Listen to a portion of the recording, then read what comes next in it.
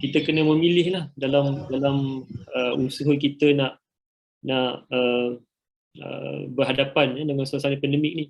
Tadi saudara Ali Imran pun ada sebutkan kan, kita tak dapat nak jumpa sama. Kadang-kadang gerak kerja, sebab ini penting kan, bila kita berjemaah dia kena ada kebersamaan kan.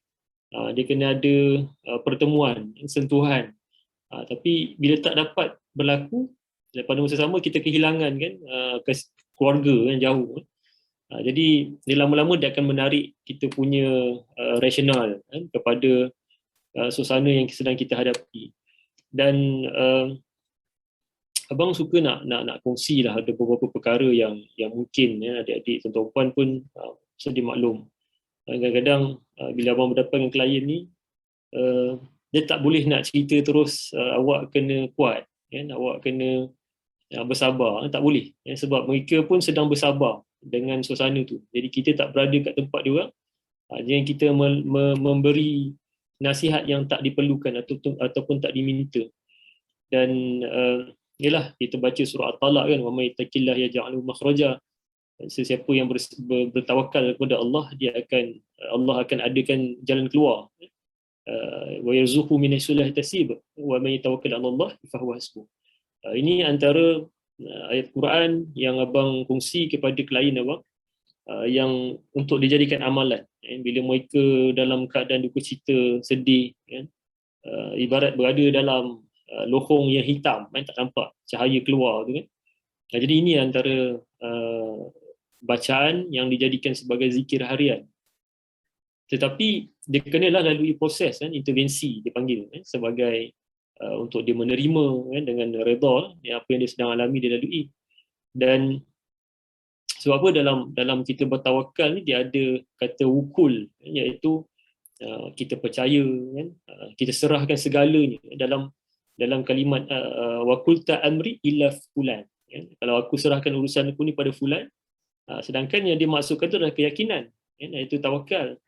Dan ini merupakan hakikat kita bertawakal kan, dalam suasana kita macam ni. Dan sebenarnya macam abang sendiri lah, bila buat sesi counselling ni, jadi tuan-tuan, yang seeloknya adalah berdepan, yang dia kena ada berdepan mata.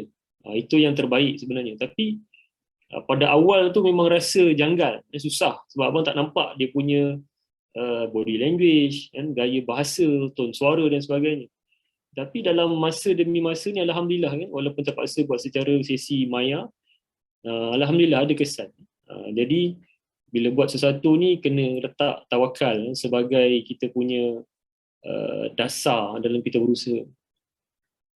Dan bila dalam tawakal ni juga, abang suka kalau kita tengok sikit lah, yang Allah kata law annan nas kulluhum akhzu biha lakaftumhum. Kalau semua manusia dia mengambil nasihat ini, sebenarnya dia dah cukup kan, pada kita. Ya senang abang nak cakap macam tu, tapi begitulah hakikat hidup. Jadi bila orang datang dengan masalah, dia mengalami masalah, abang tak boleh cakap macam ni, law annan nas kulluhum akhzu biha lakaftuhum kan. Abang tak boleh cakap macam ni sebab senanglah abang cakap kan, sebab tak berada dekat tempat dia kan, sebab dia yang melalui, dia yang merasai. Sebab tu the power of words yang nak kita sampaikan ni, kita kena hati-hati. Jadi macam tuan-tuan perempuan yang sendiri sedang melalui kan, dalam rumah mungkin bersendirian, tentang ketidakcukupan dan sebagainya kan, tapi sedarlah kan, kita sama-sama sedar dan lihat betapa hakikat tawakal ni kita kena belajar kan, daripada Allah Al-Ghani, Allah yang maha mencukupi, yang maha mencukupkan. Dan Allahu Qawi kan, Allah yang maha kuat mengatasi kekuatan apa yang ada pada diri kita.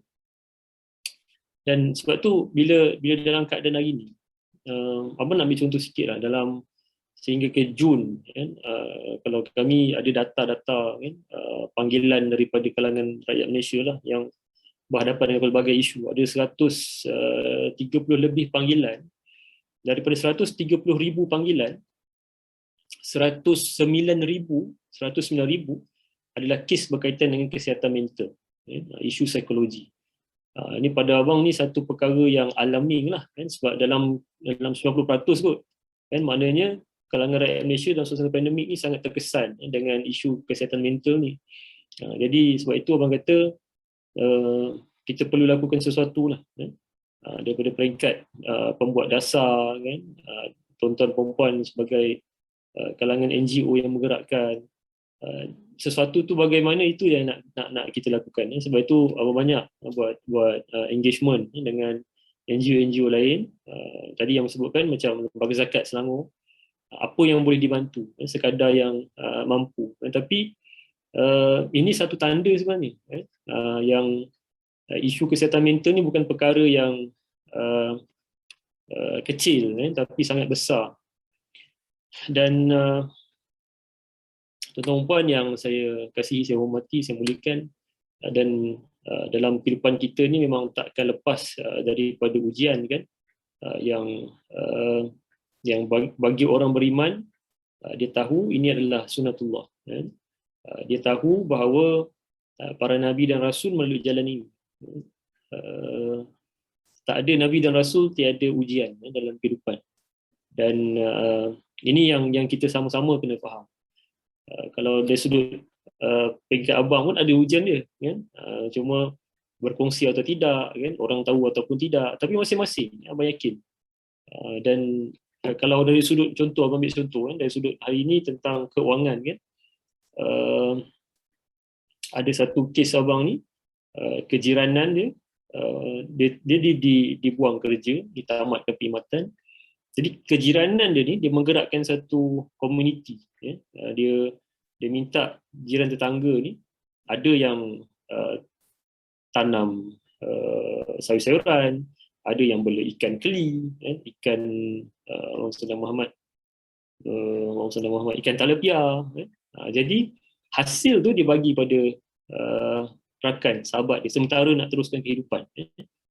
Mereka collect lah beras dan sebagainya untuk dibagikan.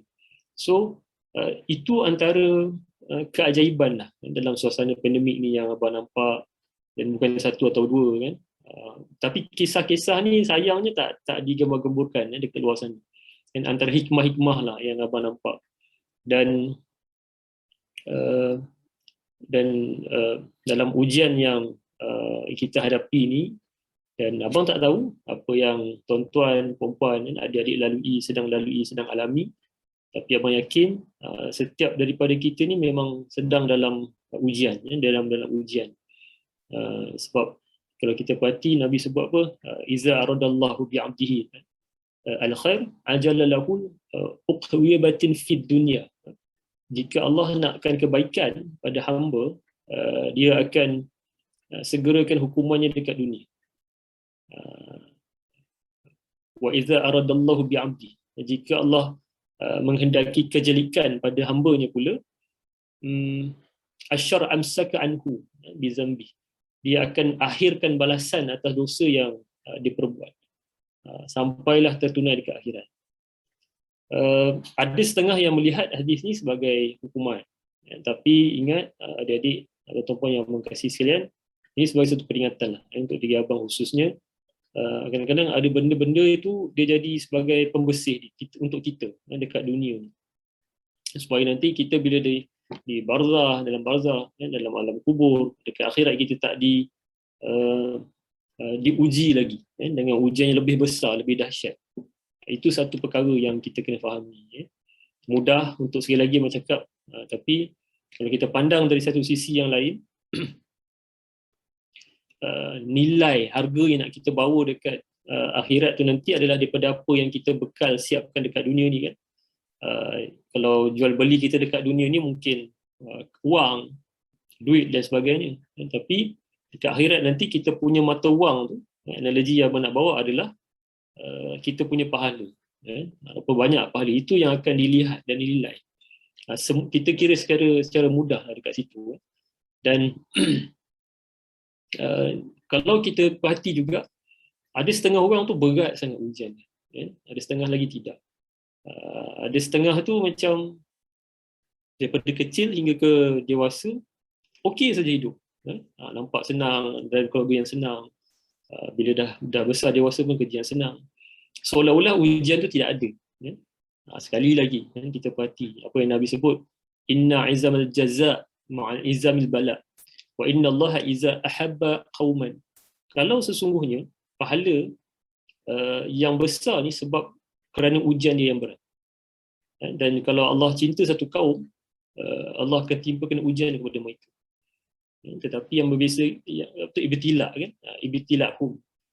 Faman radiya falahu radida. Kalau mereka redha, wa man sakhita falahu sukhta. Allah pun akan, kalau mereka tak redha dan siapa yang tak suka, maka Allah pun akan murka. Sakhat. Jadi kita lihat dekat sini apa yang Nabi ingatkan kita. Musibah yang berat disesuai kepada balasan pahala yang besar. Dan nak merasai cinta Allah itulah satu persoalan. Sebab tu Abang selalu cakap macam ni, mudah untuk disebut, tapi nak merasai. Sebab tu dia kena ada menjiwai. Dia kena ada, Abang suka kata, kalau kita dalam solat pun kita masih ada kelas tahsinus solat. Walaupun sehingga kita dah berusia lewat nanti pun, abang nak ajak semua, kita carilah guru untuk betulkan baiki solat kita, apatah ibadah-ibadah yang lain. Sebab dengan cara macam tu untuk kita lihat mungkin ada lacking dekat mana-mana. Ini abang kongsi sebab kalau klien abang yang melakukan, memang abang ada satu checklist. Saudara Ali Imran atau tuan-puan, checklist. Kalau klien tu datang, abang akan tengok dia punya solat, kan? Ini yang paling asas lah. Kadang-kadang tu sampai bacaan dan sebagainya.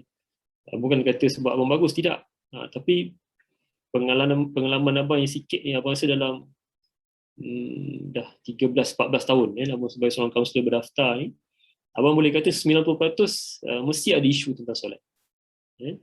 Mesti akan ada isu tentang solat. Kalau dia kata selesai, tengok pula hubungan dengan manusia, dengan keluarga, ibu ayah. Kadang-kadang dalam, dan ini abang secara umum lah, abang boleh kategorikan, tak kisahlah siapa pun, sama ada dia dari sudut orang yang berada, orang yang miskin susah, orang agama, ada. Kadang-kadang dekat dalam keluarga bukan main tegas lagi, tapi di kalangan di luar, kalau dia bersama orang yang dari luar, Masya Allah, lembut gigi dari lidah. Tapi ini yang memperhati. Sebab tu